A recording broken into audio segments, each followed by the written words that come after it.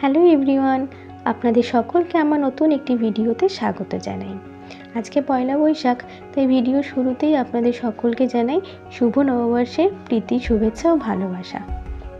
অন্যান্য বছরের থেকে এবারে একটু অন্যরকম ভেবেছি।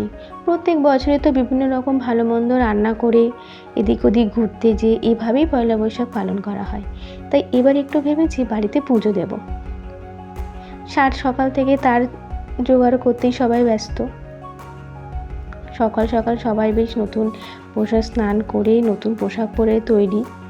এদিকে আমাদের পুরোহিত মশাইও চলে এসেছেন, বেশ তাড়াতাড়ি চলে এসেছেন, তখন আমরা পুরোপুরি প্রস্তুত হতে পারিনি।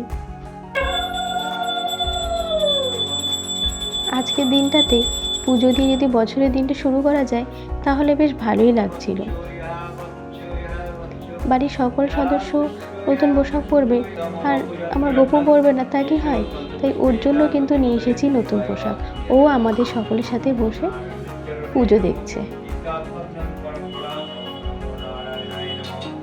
পুজো শেষ হয়ে গেলে প্রসাদ বিতরণের পর আমরা দুপুরে একটু খাওয়া দাওয়া করে নিলাম।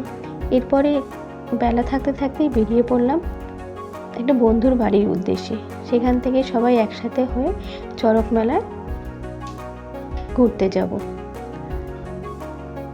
যাওয়ার পথে এই জলেশ্বর শিব মন্দিরে, যেখানে চড়ক মেলায় আমরা যাব বলে ঠিক করেছি, তো এত ভিড়, তো ভাবছিলাম যে এখানে কি আদৌ আজকে ঢুকতে পারবো।